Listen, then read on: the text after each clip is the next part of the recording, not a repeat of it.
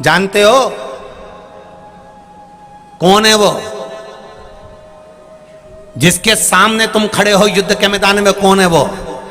जिसके लंका के राज्य में सारे नवग्रह बंदी होकर पड़े हुए हैं, एक एक देवता जिनको सलामी देने जाता है, वो लंकाधिपति रावण सरल नहीं है महाराज, जिससे आप युद्ध लड़ने के लिए जा रहे हो।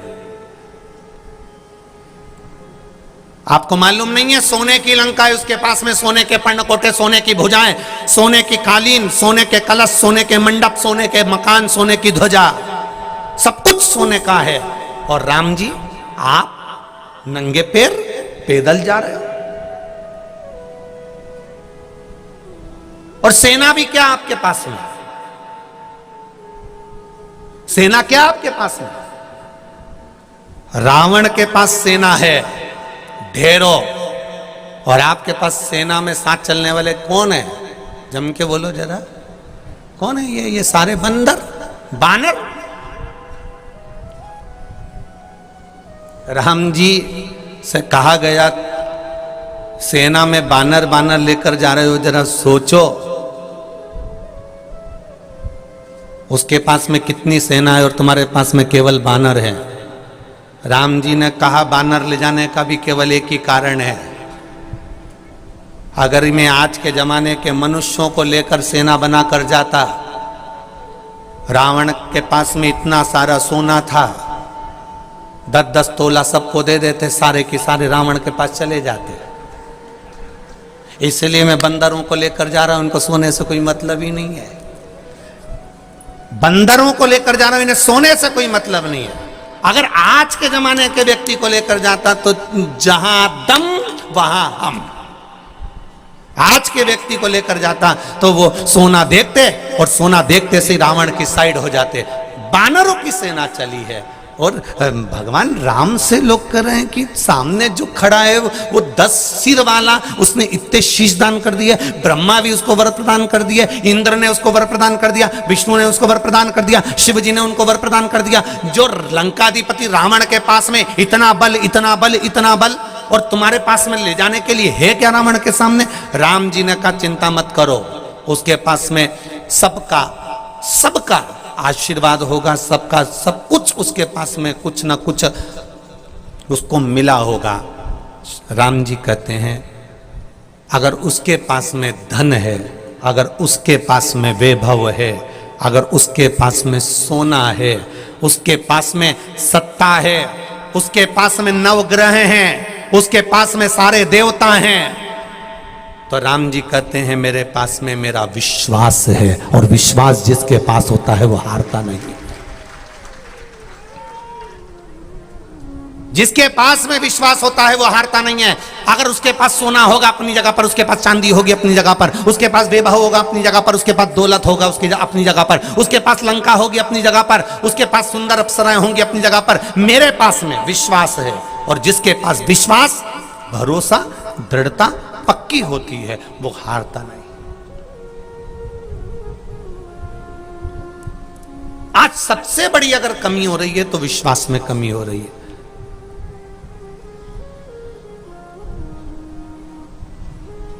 संतान नहीं हुई 2-3 साल, 4 साल, 2-4 साल संतान नहीं हुई, विश्वास टूट गया। अब तो हमारे यहां औलाद होगी नहीं, अब हमारे यहां संतान होगी नहीं। एक बार दुकान खोली नहीं चली, दूसरी बार दुकान खोले तो अब हो ही नहीं सकता, मैं कितनी दुकान डालूं, 2 बार डाल के देख ली, अच्छी नहीं चले, हर बार फसल बिगड़ रही है, मैं तो हर बार करके देख लिया, हमारी तो किस्मत ही बुरी है। कई लोग कहते हैं हमारी तो किस्मत ही बुरी है, हमारा तो भाग्य बुरा है। शिव महापुराण में पार्वती जी ने भी शंकर भगवान से कहा था, भोलेनाथ कई लोग पृथ्वी पर अपने भाग्य को कोसते हैं, अपनी किस्मत को कोसते हैं, सत्य बताओ भोलेनाथ जी, क्या सही में इनकी किस्मत बुरी है, इनका भाग्य बुरा है? शिव जी कहते हैं सुन पार्वती, पृथ्वी पर मैं जन्म ही उसको देता हूं जिसकी किस्मत प्रबल होती है, जिसका भाग्य प्रबल होता है।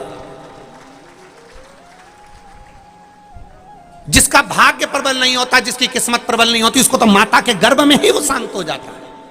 उसको जन्म ही नहीं देता मैं, उसको पैदा ही नहीं करता मैं। पृथ्वी पर अगर मैंने जन्म दिया है तो तुम्हारा भाग्य प्रबल है, किस्मत वाले हो तुम जो पृथ्वी पर जन्मे हो।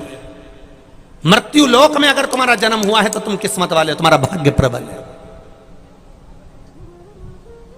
काहे को किस्मत का रोना रोते रहते हो? जब देखो जब भाग्य का रोना रोते रहते हो, हमारा तो भाग्य अच्छा नहीं है, हमारा तो किस्मत अच्छी नहीं, हमारी तो किस्मत अच्छी नहीं, हमारी तो किस्मत अच्छी नहीं। यहाँ जाके दिखाया, वहां जाके दिखाया, फिर कहीं पहुंच गए, फिर किसी ने कह दिया ये कर ले, कोई ने कह दिया वो कर ले, सारी दुनिया का धत्कर्म करके बैठ गया। जिसके पास जाए ना वो घूमता ही मिले 24 घंटा, कहीं यूं बाल घुमाए, कहीं यूं घुमाए ना, कहीं कुछ के, कहीं दाना उठा के कह दे ले कितना दाना आया थारा हाथ में, 10 जा, थारा ही घर का व्यक्ति ने करा। पूरी जिंदगी इसी में निकल गई, 8 साल 10 साल 7 साल इसी में निकल गए। बस इसने करा, इसने धरा, इसी ने टोना मार दिया, इसने ऐसा कर दिया, इसने वैसा कर दिया, सब कुछ करा। अब एक बार इस कली काल में अभी तक वो लोग कह रहे थे इसने ये कर दिया, उसने वो कर दिया, अब सब कुछ छोड़ो, अब एक काम करो, एक लोटा जल शिव जी को चढ़ाना चालू करो, अब उसको पकड़ लो तो पार कर देगा, ये निश्चित है। अब वो पार कर देगा निश्चित। हम कब तक भटकेंगे? हम कब तक भ्रम में जिएंगे? हम कब तक भटकते रहेंगे? कब तक भटकेंगे?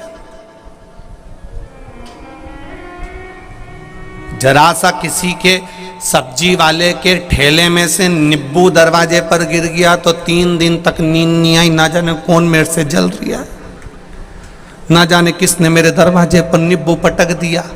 उस सब्जी वाले से पूछो, बेचारे का 5 रुपए का नुकसान हो गया, एक नींबू उसका गिर गया। नींद नहीं आ रही, एक नींबू जरा सा गिर गया, ना जाने कितनी कितनी जगह चली गई मैं नींबू के चक्कर में। महाराज जी, गुरु जी, महाराज जी, माता जी, पिताजी, देवता जी, ये देवता जी, ना जाने कौन हमारे नींबू पटक गया। और उनने घूम घूम के कह दिया किसी ने नींबू नहीं पटकाने, थारा घर कही है, थारा घर कही है।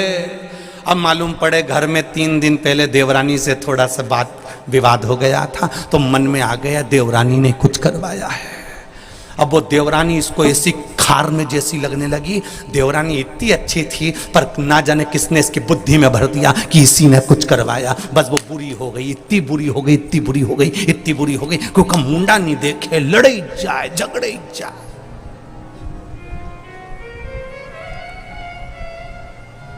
देवी देवता कभी घर तोड़ने की बात नहीं करते हैं। असली देवी देवता होगा तो कभी नहीं कहेगा कि तेरे घर का है। असली देवी देवता कभी घर नहीं तोड़ता, असली देवी देवता तो घर को जोड़ता है, वो देवता कहलाता है। हम भ्रम में जी रहे हैं, हम भटक रहे हैं अपने मार्ग से। किसी ने कह दिया भूत लग गया, किसी ने कह दिया पलीत लग गया, किसी ने कह दिया ये लग गया, किसी ने कह दिया वो लग गया। आज तक ऐसा नहीं मिला कि कई कई इनके ये देवता आ गया, उनके वो देवता आ गया, उनके वो देवता आ गया, सब ने किया। आज तक ऐसा कहीं का नहीं मिला कि इसके शंकर जी आ गया। और एक बार कहीं का कह देना कि इसके शंकर जी आ गया तो हम भी तैयारी करके बैठे, कटोरे में जहर ले जाके दे देंगे, पी के बता।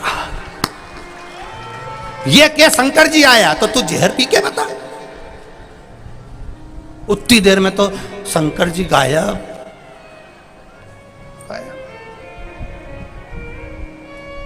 होता है एक पहले जब हम भागवत जी करते थे तो एक जगह कथा करने गए, गांव की बात है। अब गांव में कथा करने गए तो किसी के पितृदेव आ रहा है, किसी के कोई देवता आ रहा है, किसी के कोई देवता आ रहा है। एक अम्मा बैठी थी, अब ना जाने उसको क्या सूत पड़ी और तुरंत उसने बाल माल खोला और यूं घूमती घूमती बोली कौन। हमने भी पूछ लिया माता जी बोलो तुम कौन हो। भागवत। हमने कहा ये बची थी आने से। सबने उनके पांव पड़े, भागवत माता आ गई, भागवत माता आ गई। अब हम भी उठकर जाने लगे तो गांव के लोग बोलने लगे महाराज जी तुम कहाँ जा रहे हो। हाँ, हमने कहा जब भागवत माता खुद ही आ गई तो आगे के अध्याय वो बाज देगी। अब हम भी बाज कर क्या करेंगे, जब वो आ ही गई है तो आगे की कथा वो बाजेगी। इतना में तो भागवत जी चली गई। भागवत कहीं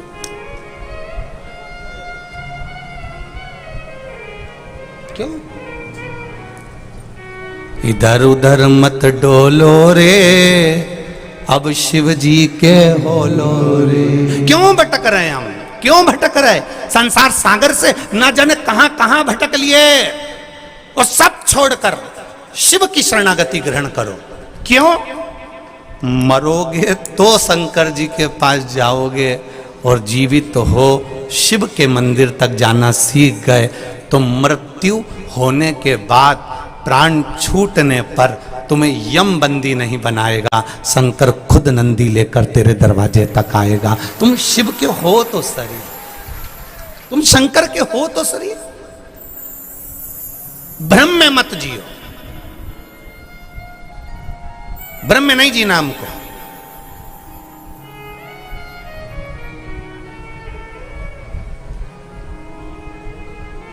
शिव महापुराण की कथा, और फिर आपको कहेंगे इस शिव महापुराण की कथा में ना तो बेल मिलती, ना भभूति मिलती, ना कोई तंत्र होता, ना कोई मंत्र होता।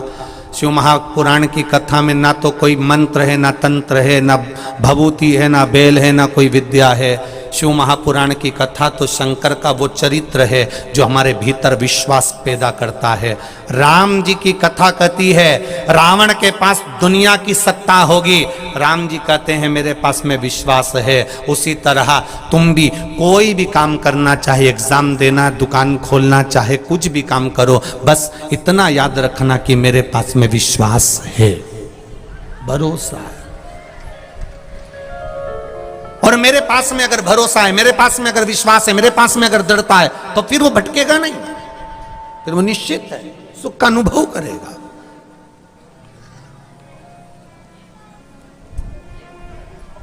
शंभु शरणे पड़ी, मांगू घड़ी रे घड़ी, दुख काटो दया करी में दर्शन आपको, दया करी में दर्शन आपको। दुनिया के लोगों को आपके कपड़े अच्छे लगेंगे, दुनिया के लोगों को आपका स्वरूप अच्छा लगेगा, पर परमात्मा को ना तो आपके कपड़े से मतलब है, ना आपके स्वरूप से मतलब है।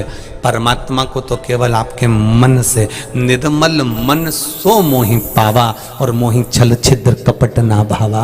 भगवान को केवल तुम्हारे हृदय से मतलब है, तुम्हारे दिल से मतलब है, तुम्हारे चित्त से मतलब है। भगवान को केवल तुम्हारे भजन से मतलब है, बाकी किसी चीज से मतलब है। भगवान को मतलब नहीं तुम्हारे पास में कितना वैभव है, कितना सत्ता है, कितनी दौलत, कितनी गाड़ी है।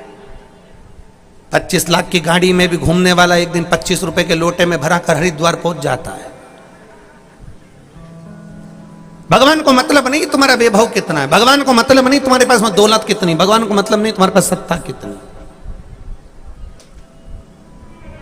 भगवान को मतलब है आपके पास भजन कितना,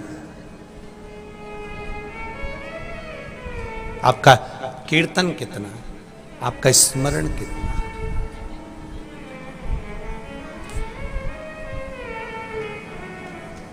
वीरणी, आसक्ति।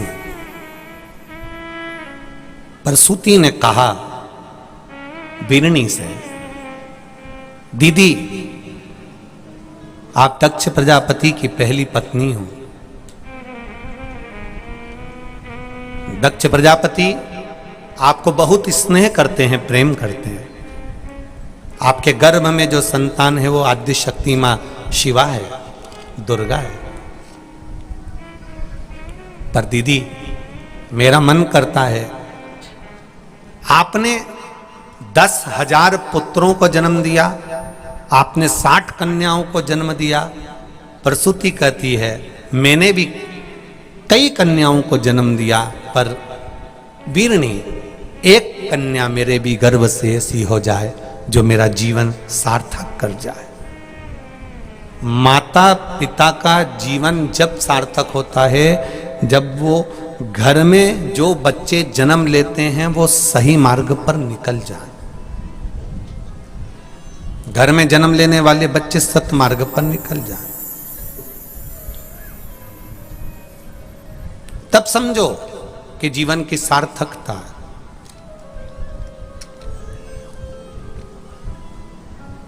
ठीक है, फिरनी ने कहा तुम मेरे साथ चलो, प्रसूति चलो मेरे साथ।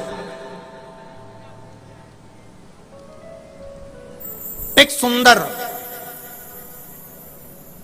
वृक्ष की छांव में, अब शिव पुराण में यह लिखा कि वृक्ष की छांव में बैठे थे, पर मेरा विश्वास कहता है कि वो वृक्ष कोई साधारण नहीं हो,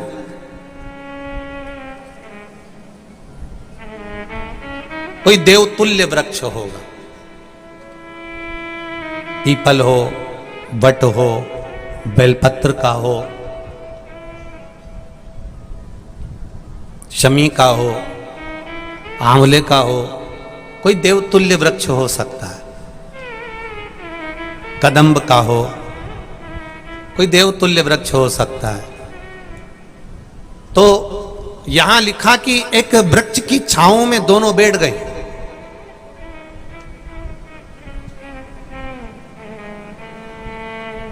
वृक्ष की छांव में दोनों बैठी हैं।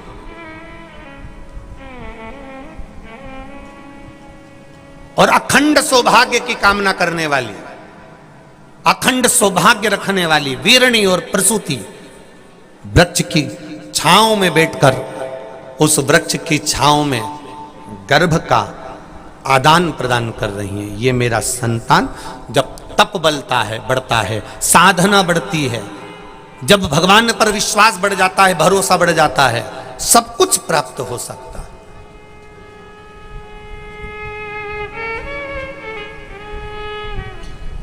सब कुछ।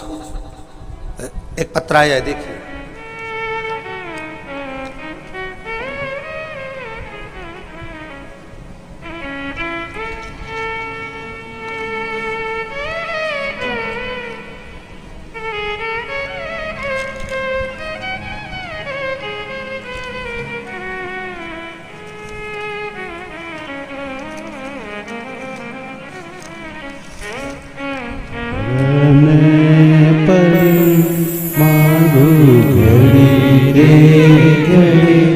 दुख काटो दया करी मैं दर्शन आपो शंभो शरण पड़ी माधो घड़ी रे घड़ी दुख काटो दया करी मैं दर्शन आपो। मैं दीपिका ग्राम बामोरा जिला उज्जैन से आई हूं। कहीं बैठी हो दीपिका जी तो हाथ हिलाइएगा। मैं दीपिका ग्राम बामोरा जिला उज्जैन से आई हूं। कहीं बैठी हो तो हाथ हिलाइएगा। कहीं दिख जाए तो हाथ हिलाइएगा। दीपिका जी बामोरा जिला उज्जैन से आई हूं। आपने पत्र में लिखा है, मेरी मम्मी राजूबाई पति कालू सिंह जी को 2 साल से लीवर में सूजन आती थी, जिसके कारण बस पूरे शरीर में सूजन बनी रहती थी। बुखार भी प्रतिदिन आता था, लीवर में सूजन रहती थी। हमने बहुत सारे डॉक्टर को दिखाया पर वो सूजन समाप्त नहीं हुई। सारे डॉक्टरों को दिखाने के बाद भी आराम नहीं लगा। गुरुदेव, उज्जैन में होने वाली 7 दिन की कथा मेरी मम्मी को मैंने सुनने के लिए बोला। फिर हमने 4 दिन कथा सुनी, 5वें दिन की कथा हम नहीं सुन पाए और 6वें दिन मेरी मम्मी को तेज बुखार आ गया। इतना तेज बुखार आया कि उनको वापस हॉस्पिटल में भर्ती करना पड़ा। हॉस्पिटल में भर्ती किया।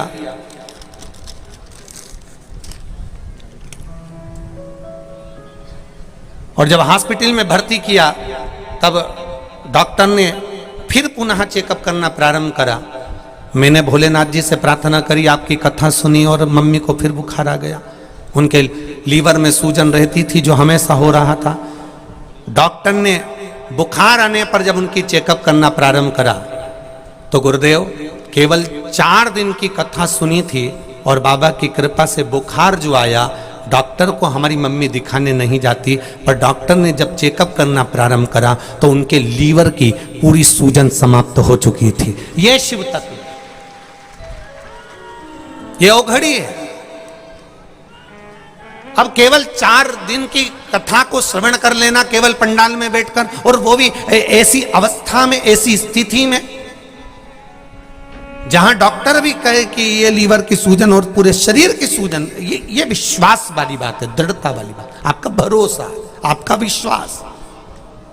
और जितनी भी माताएं, जितने भी भाई लोग, जितनी भी जीजियां, जितने भी जीजाहोन, जितने बच्चे बुजुर्ग इस कथा के पंडाल में बैठकर कथा सुन रहे हैं, जितने टीवी पर कथा सुन रहे हैं, जितने मोबाइल पर कथा सुन रहे हैं, उनसे एक ही बात कहना चाहूंगा, शिव महापुराण की कथा तुम रोज टीवी पर सुनो, पर विश्वास के साथ सुनना और भरोसे के साथ सुनोगे तो तुम्हें पंडाल में भी आने की जरूरत नहीं पड़ेगी, वो तुम्हारा वहीं पर भंडार भर देगा। ऐसी कृपा उसकी। इतना भरोसा अपने भगवान शिव पर होना चाहिए, इतना विश्वास शिव पर होना चाहिए, इतना विश्वास होना चाहिए।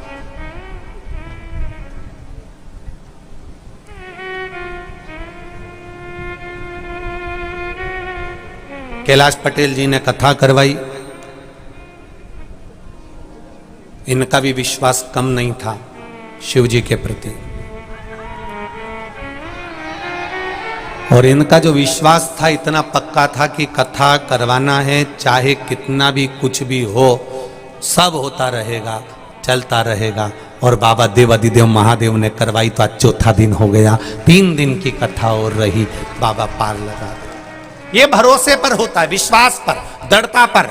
और जिसका भरोसा पक्का है, जिसका विश्वास पक्का है, कई माताएं हमको लिखकर भेजती है, गुरुजी ऐसा आशीर्वाद दो कि हमारे यहाँ भी शिव महापुराण की कथा हो जाए।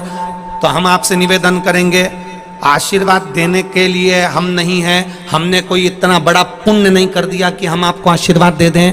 हम तो बस इतना जरूर कहेंगे कि महादेव को 1 लोटा जब जल चढ़ाओ तो उससे दिल से कहना, बाबा ऐसी कृपा करना कि जिंदगी में मैं भी एक बार शिव महापुराण की कथा करवा सकूं। उससे कहो, हमारे कहने से कुछ नहीं होगा। हम कोई बहुत ऊपर से टपके हुए महाराज नहीं है कि हम सब कुछ जानते होंगे और तुमको बता देंगे। ना ना ना, हमारे बस का नहीं है दादा। हम अपना ही भाग्य नहीं देख कर आए कि आगे होना क्या। एक कदम किसने देखा कि अगला कदम किसका कैसा है। हमारे पास में वो कुछ भी नहीं है कि हम आपको दे सकें। हम तो केवल इतना दे सकते हैं कि भगवान का भजन करो, श्री शिवाय नमस्तुभ्यम जपो, शिव महापुराण की कथा सुनो, शंकर भगवान का भजन। भगवान राम जी ने सेतु बांधते समय रामेश्वर धाम की स्थापना करी। भगवान कृष्ण के यहाँ 16,108 रानियां थीं, एक भी औलाद भगवान कृष्ण के यहाँ नहीं हुई, संतान नहीं हुई। तब गर्गाचार्य बाबा को बुलाकर पूछा कि मेरे यहाँ संतान नहीं, 16,108 मेरी रानियां हैं पर बच्चा नहीं, संतान नहीं। तब गर्गाचार्य बाबा ने कहा, एक एक रानी के साथ बैठकर शंकर भगवान का अभिषेक करो। एक एक रानी के साथ 11 दिन तक भगवान कृष्ण बैठकर शंकर जी का अभिषेक करते थे।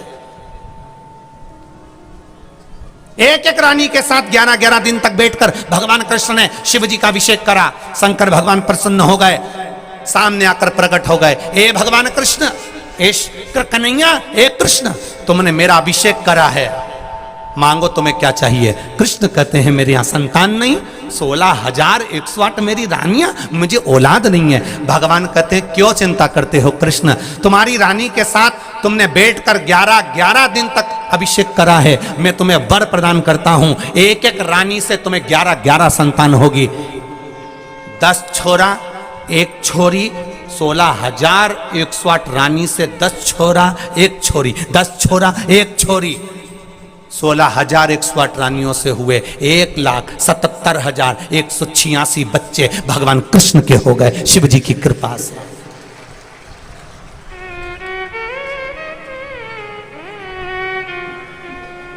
भगवान कृष्ण ने शंकर जी की आराधना करी। भगवान राम जब रावण पर आक्रमण करने जा रहे हैं, लंका पर आक्रमण करने जा रहे हैं, हर तरह से जब लगने लगा कैसे सीता जी को प्राप्त करेंगे, तब रामेश्वर धाम की स्थापना करी। राम जी का बालू का शिवलिंग बनाया, उसका अभिषेक, उसका पूजन करा, और पूजन करा तो शिव जी प्रकट हो गए। शंकर भगवान प्रकट होकर बोले, राम जी क्या चाहिए? बस तैयारी करना है, पार करना है, तो क्यों चिंता करते हो? नल नील है ना, पत्थर लिखो राम तिरवा, राह दे दी। राम जी कहीं अटके तो शिव जी को भजा है, भगवान कृष्ण कहीं अटके तो शिव जी को भजा है। जितने जितने अवतार भगवान के हुए उन्होंने शिव का स्मरण किया है। और भगवान कह कर जा रहे हैं, भगवान कृष्ण ने पांडवों से कहा था पूरी पृथ्वी पर शंकर के मंदिर बना दो, पूरी पृथ्वी पर शिव के मंदिर बनाओ, यह भगवान कृष्ण ने पांडवों से कहा था। इसलिए केदार में भी पांडव हैं। भोपाल के पास में चले जाओ, भोजपुर भीम ने बनाया शिव मंदिर। आसपास के क्षेत्र में तुम घूम कर देखना, जो पुराने शंकर के मंदिर मिलेंगे आपको लोग बताएंगे ये पांडव कालीन है, ये पांडवों के द्वारा बनाए गए हैं, पांडव कालीन है।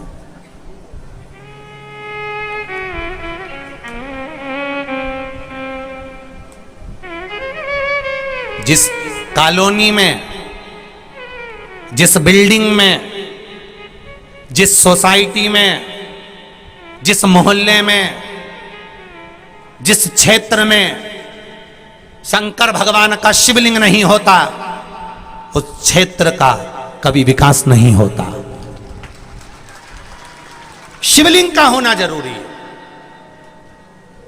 एक छोटी सी तुम्हारी कॉलोनी है, उसमें शंकर का शिवलिंग होना जरूरी है। एक छोटी सी तुम्हारी सोसाइटी है, उसमें शंकर का शिवलिंग होना जरूरी है। एक छोटी सी कॉलोनी है, उसमें शंकर का शिवलिंग होना जरूरी है। घर के अंदर छोटा सा नर्मदेश्वर होना जरूरी है। भले पीतल का शिवलिंग हो, तांबे का हो, पत्थर का हो, चीनी, तुम्हारी मर्जी हो जिसका ऊपर घर में शिवलिंग एक छोटा सा जरूर हो। क्यों हो? क्योंकि हमारे घर में शिवलिंग रहता है तो हमारे घर में अगर कोई दुख भी आता है तो मेरा भोलेनाथ उसको अपने ऊपर झेल लेता है। इसलिए शिवलिंग होना चाहिए।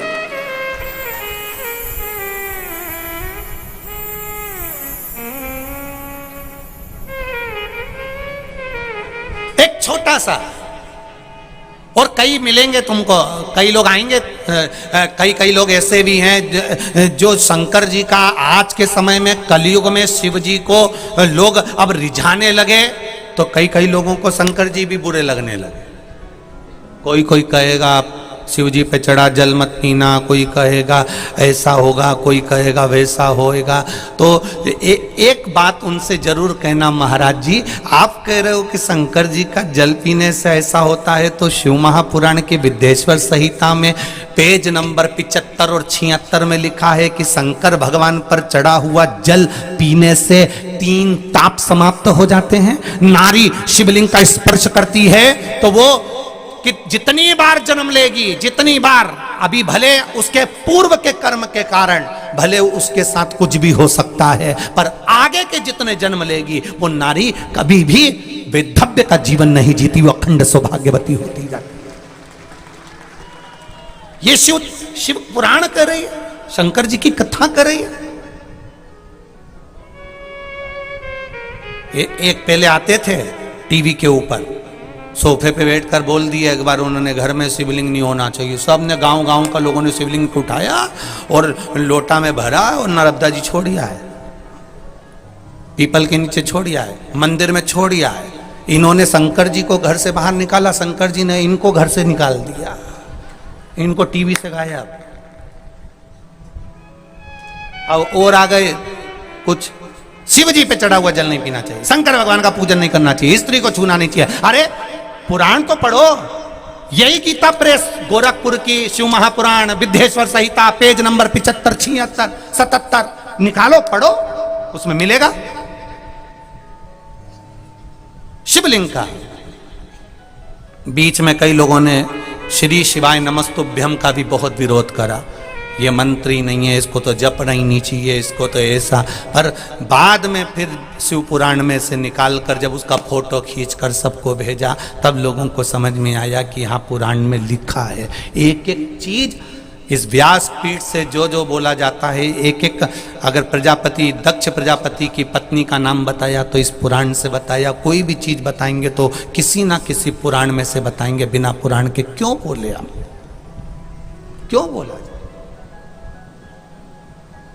कौन जानता था तुमरुका जी को? कौन जानता था शंकर जी की बेटी अशोक सुंदरी को? कौन जानता था शंकर जी की बेटी जया विषहरा सामरी बारी दूतली देव को? धीरे धीरे लोगों के विचारों में ये आने लगा कि शंकर जी के मंदिर में जाना है, जल चढ़ाना है, तो ये सब चीजें हमको प्राप्त हो जाती है। शिव का भजन भटकाएंगे लोग आपको। कई लोग आएंगे, अगर शिव जी के ऊपर चढ़ा हुआ जल पी रहे हो ना, तो कई लोगों को खटक रहा है, क्योंकि कई लोगों को तो चाहिए कि इनका बस चरण धो धो के पियो, शंकर जी का जल भले मत पियो। बस इन्हीं को पूछो, महादेव को मत पूछो। कई ऐसे भी मिलेंगे। राग लगे बस्ती में, जर जम के बोलो अपन रहे हो मस्ती में, क्या किसको रोइए, चादर तान के सोइए। भगवान की भक्ति में इतने रम जाओ, इतने रम जाओ कि कोई मतलब नहीं। जो जितना जले उसको और खजूर की चोटी बना बना के चला जा। काय को सोचे हम, ना सोचे, बोले बोलने दो। मीरा जैसा भाव रखो, मैं तो चली वृंदावन राणा, मेरे तो भाग जगे तेरे महलों में आग लगे। हमें क्या करना?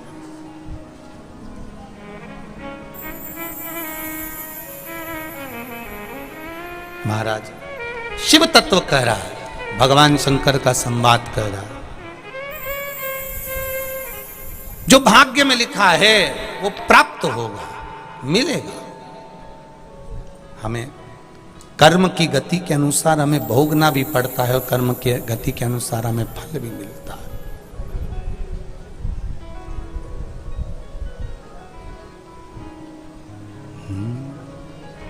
जितना जिसके भाग्य में होता,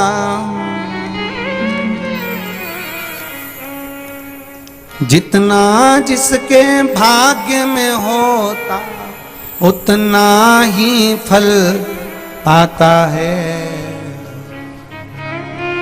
मेरे भोले के दरबार में सबका खाता है। मेरे भोले के दरबार में सबका खाता है। शिव लहरी के दरबार में सबका खाता है। शिव लहरी के दरबार में सबका खाता है। भोले बाबा के दरबार में सबका खाता है। भोले बाबा के दरबार में सबका खाता है। वो सबका खाता है, यहाँ पर सबका खाता है। सबका खाता है, यहाँ पर सबका खाता है।